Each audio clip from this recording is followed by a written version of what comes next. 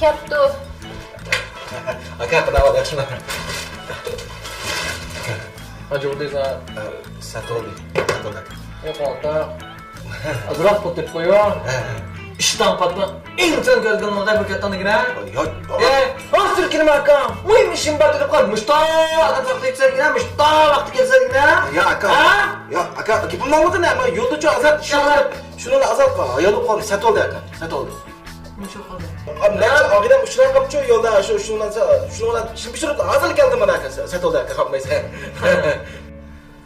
Azırak tutup koyuyor. İşten patma. İnsan gözgünlüğünde bir kettanı. Ya ben kozanını oldum da tuzlandırdım bir güne.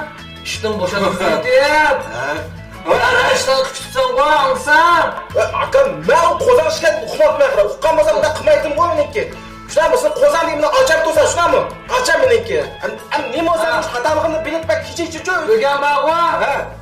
Seni mış kozanlarda baş olup tuzlandırdı. Aşına kılıç gerek. Hatta kızını. Kobra böyle köz bir adam çık buldu. Şuna boğa gel aka. Bir de sen. Hadi şunu sonra bakalım. Hazır. Tamam okey gel.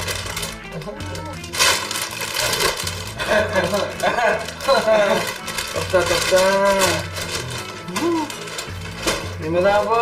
Bana köylüm. Ne oldu? Öyle bir sen öz arkandaki olan kim var? İnsan kılıçtaki şu bu. Şuna mı? Şuna mı? Sen bak ama işte yolunu kıdık algamaz cumadan. Aşağı buldu. İşte yolunu kısıyorsan ya. İsmi adamdan inisi şu, bir şu hoş gerek şu. Şuna mı? Aka, bakayım. Bugünkü baş konum için baba ya. Çubular konum için baba. Geçer öpme. Ahmet Aka ya, kampus yapayım bana.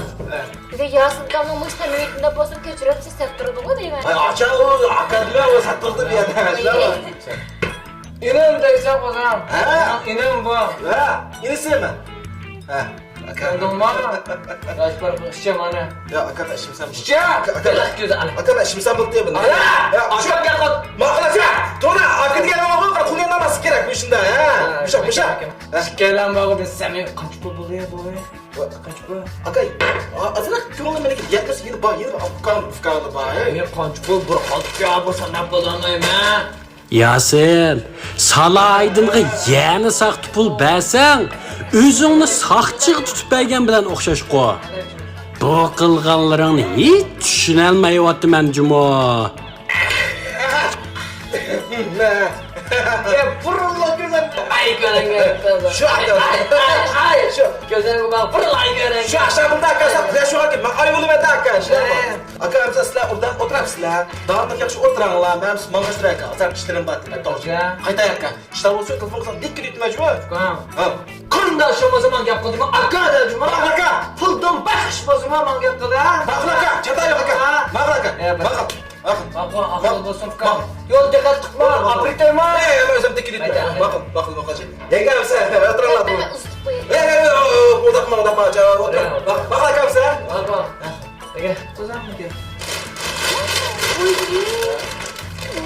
Uy.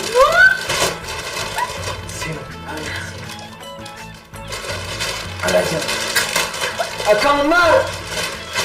Büyüdü. Hey Yasin, muş işindən çoxum çataq çıxıdı.